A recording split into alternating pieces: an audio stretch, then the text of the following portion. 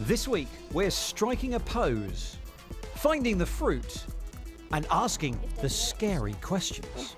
What about if there were no mobile phones?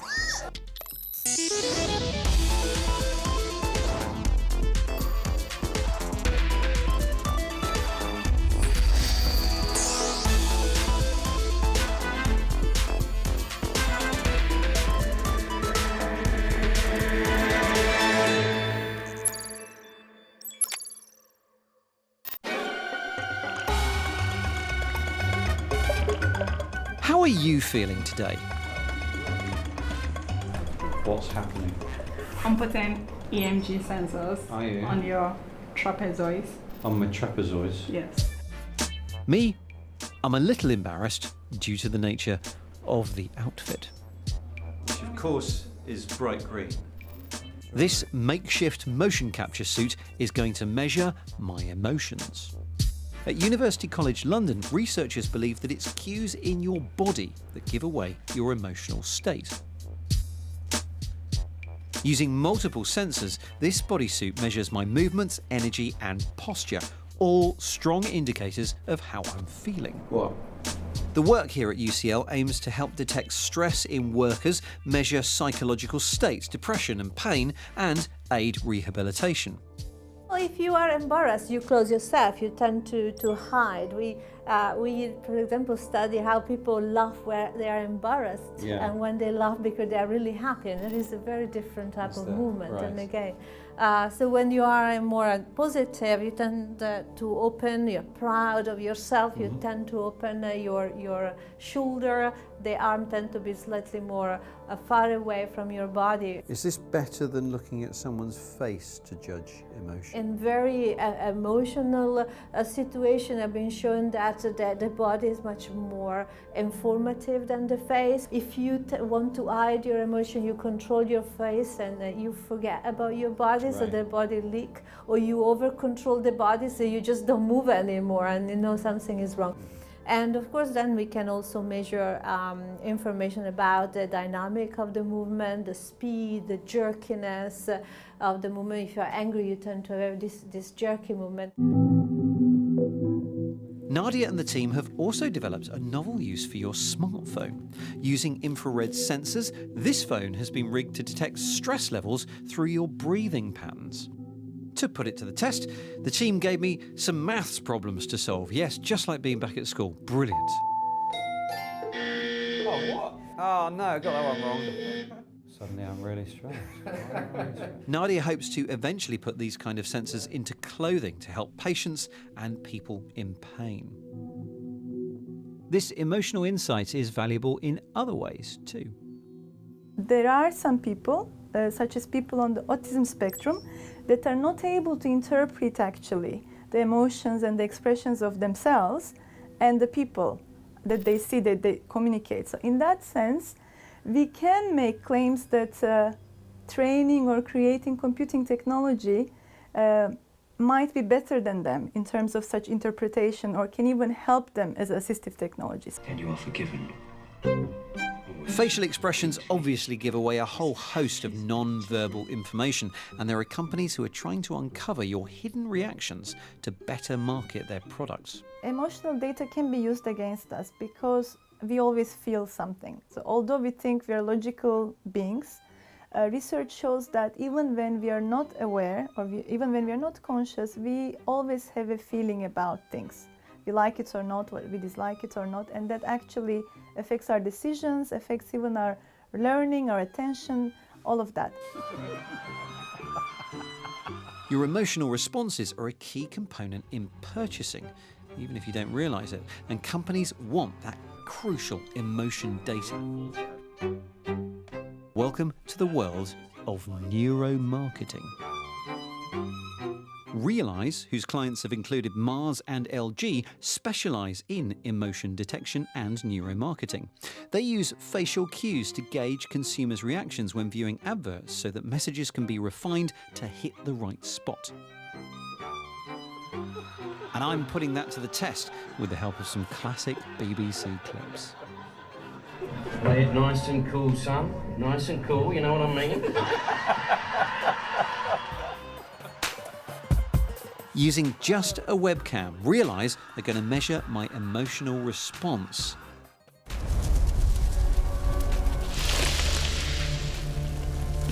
So you're clearly mapping features of the face here, and is it enough to look at the eyebrows to see surprise and the curve of the mouth to see happiness or sadness? Yeah, the face is surprisingly revealing. We human understand body language quite well. It's a huge part. It's, some say 80% of our communication. But computers have not had that ability until now. Right now we work within marketing because emotions drive what people do. The more people feel, the more they tend to do. So we see in real time how people respond and pick up that signal of where is the true emotional connection between the brand and the audience. Many people would find it creepy that their computer is starting to read their emotions and possibly tailor what they see, either to influence them or just to respond to their emotions. Yeah, in that sense, I don't think the emotion analytics is any different to any new technology. People are always skeptical in the beginning, and what tends to happen is that then at some point when this technology really starts to help people in different ways, then they understand the value of it and it becomes normal. Emotion and data are combining in ways that will radically transform our relationship with machines. That could be advances in medical diagnoses, or just to learn more about our strange human sense of humour. My apologies.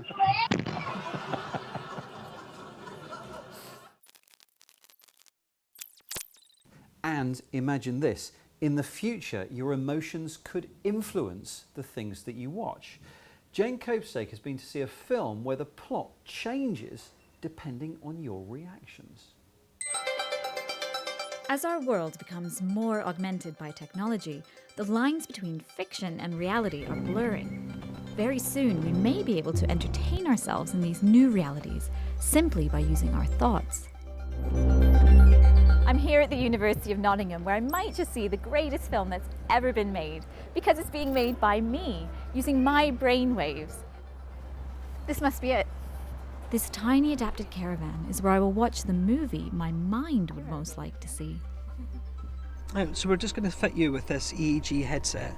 Clips on, and then there's a sensor on your forehead as well. So this EEG headset's monitoring my brain activity? Yeah, it picks up EEG data, the really tiny electrical signals sent off by the firing of your neurons. So the signal's good, we'll press play, enjoy.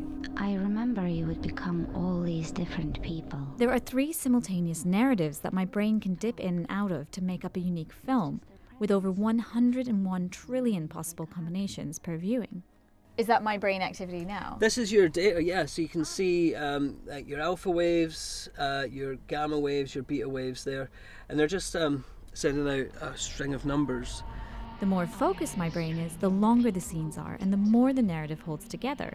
If I lose focus, the computer cuts the scenes more rapidly. So it's a pretty surreal experience watching a film that you're creating as you're going along. The whole concept behind this project as a whole was inspired by what was happening with these social media bubbles that are still about. But during like 2016, we saw Gamergate with Brexit, with the American election, and how like a small group of people could influence larger groups. The moment is designed to be watched twice in a row by groups of around 5, where 2 people take turns watching the movie with the headset on. People then observe the different ways the narrative changes. So how did you find the film? Really interesting. Did it make you think about your relationship with technology? For me, yeah, and also like a little bit about, like society, about like people not thinking about what they're doing. I always prefer having an artist picking a message for me, and then it does whatever it does to me, rather than me making my own message. Feels like I would be living in my own bubble. I would like the artist to pick the film for me. I don't want to live inside my bubble any more than I already do.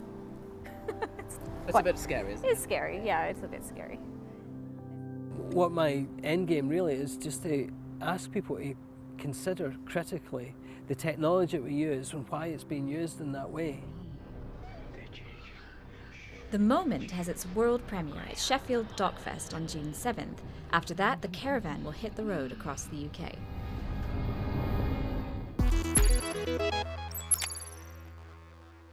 Hello and welcome to the Week in Tech. It was the week that Facebook boss Mark Zuckerberg apologised to members of the European Parliament for the company's role in the Cambridge Analytica data scandal.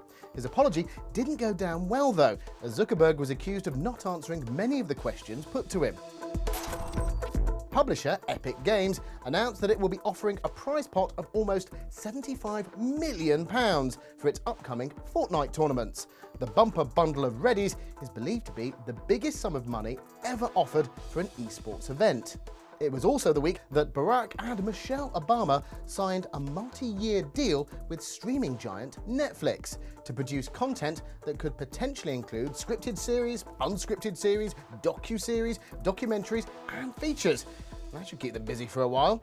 And you might think that Acrobat is one job which is completely safe from the upcoming robot revolution. Well, think again, as no less than the Disney Research Hub has shown off Stickman, an acrobatic robot that can backflip through the air. Stickman uses inertial motion sensing, laser rangefinders and computer vision to stick that perfect landing. Well, kind of.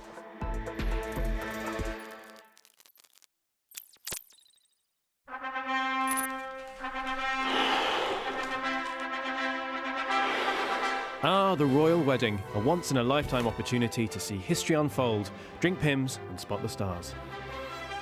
So many faces to see, so many stories to know. But we can't all have access to thousands of pages of scintillating who's who information like me. Oh, look, it's William Guy Vesti, the eldest son of Samuel and Cecilia Vesti. He's married to Violet Henderson, with whom he has, yes, one daughter. Fascinating. And fortunately, this royal wedding, you don't need any of these to stay in the know. This is Who's Who. It's a website for phones and desktops that uses artificial intelligence to automatically recognise all of those royal wedding guests. From the famous to the more obscure, each guest's face is tagged with their name and some background info. Plus, the tool lets you skip around to watch your favourite guests arrive. Built by data company Grey Meta and broadcast by Sky News, it's the first time they've used facial recognition for a live broadcast.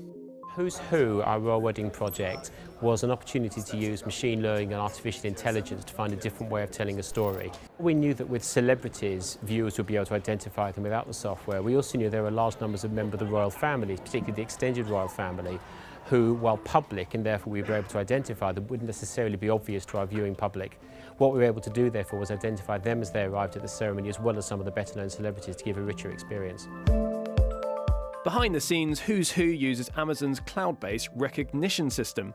Throw photos or video at recognition, and deep learning algorithms are put to work to try and figure out what exactly is going on. That's easy enough for us humans, but for computers, understanding what's happening in videos and images is no simple task. This is what Amazon recognition looks like behind the scenes.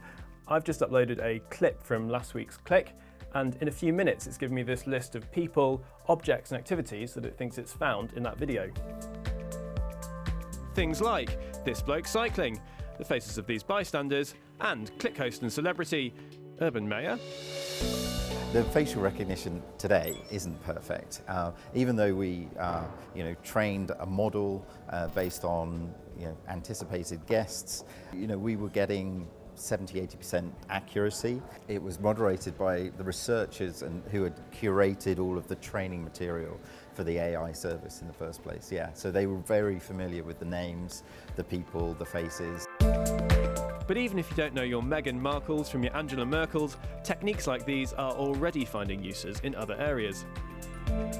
Last year, the New York Times built a tool to help reporters recognise members of the US Congress. Dubbed Shazam, but for House members' faces, Who the Hill lets journalists text in photos, which are then analysed in the cloud for familiar faces. Like Sky's Who's Who, the recogniser is trained on existing pictures of members of Congress to make it more accurate. But would you like the idea of being instantly and automatically identified without your consent? Well, this week sees the start of Gdpr. That's the EU's new, stricter data protection legislation, and it could mean in the future tools like these are no longer legal. So we were looking at people, public people in a public environment where they are expecting to be recognised, which gives us implied consent to be able to recognise them. In a post-GDPR world, you need to get explicit consent, which would mean if we wanted to run this kind of thing in the future, we'd need to contact people and say this is what we're doing in the particular environment. We would obviously consider that if we wanted to go forward with this kind of project, but we might decide to do alternative things with this kind of technology. Just this week, Amazon has found itself in hot water after it emerged that they've been marketing the recognition system to law enforcement agencies in America. So as tech like this becomes more accurate and more widely used, one day we could all be as recognisable as the royal family.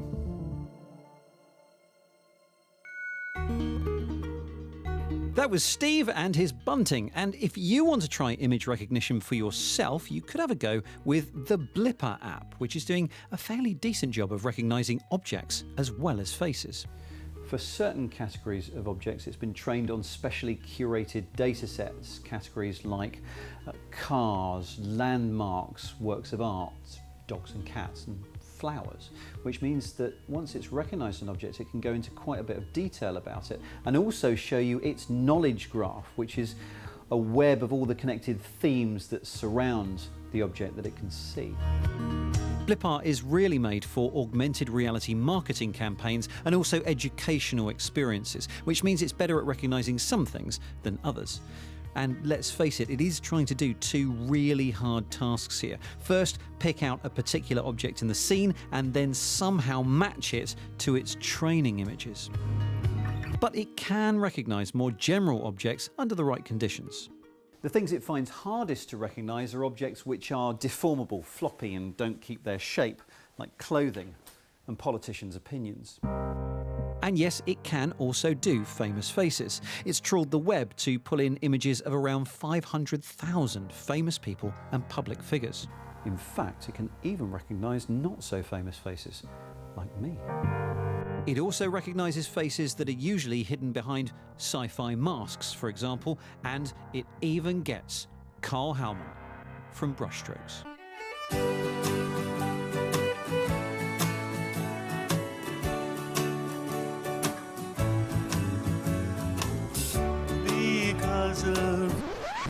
And that's definitely Lara, who's been to Wimbledon's Polka Theatre, where they're running some fun workshops to teach kids how to stay safe online. Inevitably, kids today are growing up surrounded by technology, and there are pros and cons to that. But the issue is the grown-ups are still learning how to handle it.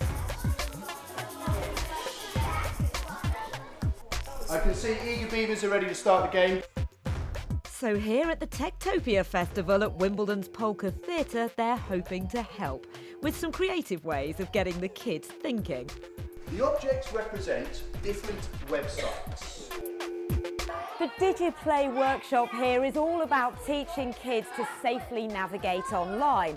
It also encourages them to think about what they're going to share and how they're likely to be perceived as a result.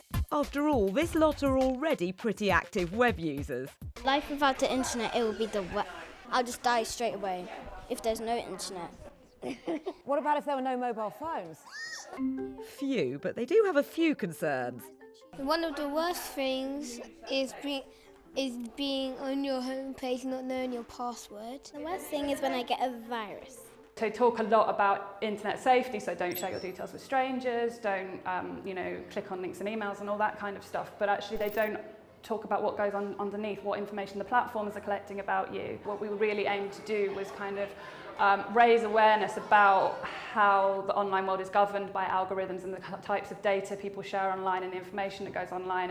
And what I did was a series of projects with 13 to 17-year-olds, and they were already pretty savvy. They've grown up online, they know exactly what they're doing, but they're not really quite sure how everything works. And now today, working with the sort of younger ones, 8 and 9-year-olds, it's really fascinating to see that actually they have the same level of knowledge about this stuff, and they are aware, and their parents have already kind of brought them up in this world to stay safe, but not necessarily to understand what's going on in the background. But after today, they seem brimming with knowledge. We should use the internet safely and don't go on websites that you don't know about. Make sure to keep all your personal stuff safe on the internet so nobody steals them. If you get upset in something on the internet, always tell your parents. Maybe not surprising when they're part of a generation who can end up surrounded by screens from day one. Even if they start off as the forbidden fruit, it doesn't take long before parents are weighing up the benefits versus the concerns. But 2-year-old Emily here is part of a study that could change the way we perceive screen time. Researchers are 3 years into their quest to find out what the long-term consequences are likely to be. Here it's all about keeping focus on the apple whilst attention is being called upon elsewhere. The kids' reactions are being recorded, and that will be combined with markers in their day-to-day lives. Parents have a lot of assumptions and maybe fears about how these screens may be influencing their child's behaviour. But a lot of the science behind that is actually based on TV, which is a very different experience to these interactive mobile devices that can be used in many different ways. So we wanted to make sure we were doing studies specifically about these new devices. And that means that there isn't much science out there right now, so a lot of the concerns that parents haven't actually been backed up by scientific evidence. We found that within the children who are using the touchscreen devices, that the earlier that they actually use a device interactively, the earlier that they reach real-world motor milestones. So, for instance, if you're playing with a kid, one of the milestones parents look at is whether they can stack blocks together. And we actually found that the children who actively use a touchscreen earlier are reaching that real-world milestone earlier. But importantly, we haven't seen any sign of delays in their language development or in their whole body movement development, so walking and crawling, which some parents may have been concerned about. The study also looks at how kids regulate themselves, the point at which they might choose to switch off. Make sure you interact with the real world and just don't stay on the iPad for too long. Everybody knows it can be lonely when you start a new school. This interactive experience explores the idea that technology may make us feel pulled in many directions, but sometimes we just need to focus. Because I don't expect they get out much. And that focus should probably not be on taking selfies. Well, not according to this, a one-woman show at the festival entitled Random Selfies. It highlights the loneliness that children or anyone can suffer in our increasingly connected world. So it's about Loretta, who is an 11-year-old girl. It's basically about her discovering loneliness for the first time and being in a world where technology is very heavy on social media, and so being included in that, however, feeling apart from it and feeling that distance. What do you hope that people are going to go away feeling and thinking after seeing this? I think one of the main things is that loneliness is present, it's there, but also that it's just about communication and just about opening up and being able, as Loretta is, to express herself to people, what it is to be lonely, and to develop this realisation that it's not just her, and that although the social media platform is perhaps making her feel distant, that it can be positive because you are connecting with people. Meanwhile, the kids are clearly enjoying the workshops, proving, if nothing else, they still know how to have fun when there's no phone or tablet to hand.